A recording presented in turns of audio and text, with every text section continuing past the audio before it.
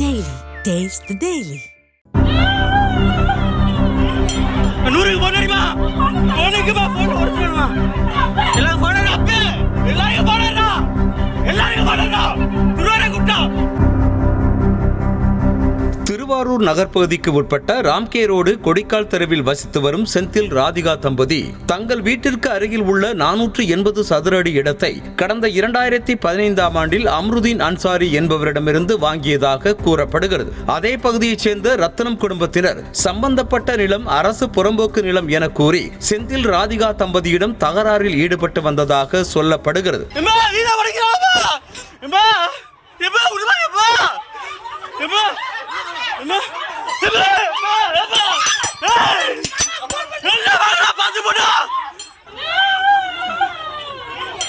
நூறுக்கு phone அடிமா போனுக்குமா phone உடச்சிடுமா உடச்சிடாமா போட்டி பத்து பண்ணாரு நானும் அழைச்சிடும்டா எல்லாரும் போன அப்பே எல்லாரும் போனடா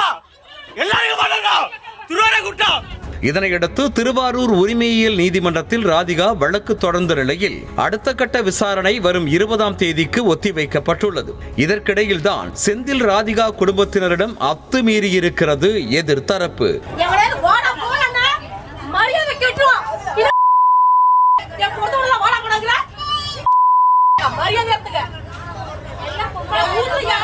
கடந்த வியாழக்கிழமை ரத்தினம் மற்றும் அவரது குடும்பத்தார் தங்கள் தெருவைச் சேர்ந்த 15க்கும் மேற்பட்ட பெண்களை அழைத்து சென்று ராதிகாவின் வீட்டில் இருந்த பொருட்களை உடைத்து வாய்க்காலில் வீசியதாகவும் தகாத வார்த்தைகளால் வசைப்பாடியதாகவும் கூறப்படுகிறது. மேலும் பிரச்சனைக்குரிய இடத்தில் அமைக்கப்பட்டிருந்த கம்பி வேலியையும் பிடுங்கி எறிந்தனர். இதனை செந்தில் ராதிகா தம்பதியின் மகன் திவாகர் மற்றும் உறவினர் ராஜேஷ் ஆகியோர் செல்போனில் படம் பிடிக்கவே ஆத்திரமடைந்த ரத்தினம் தரப்பு இருவரையும் சரமாரியாக தாக்கியுள்ளனர்.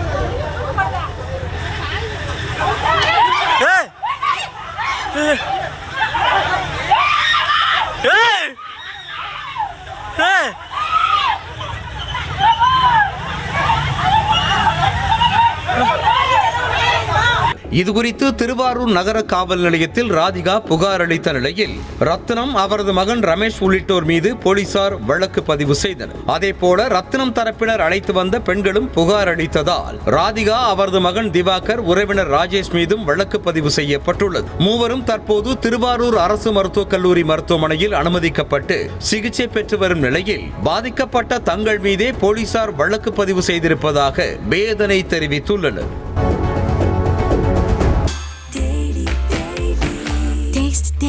Taste the Daily.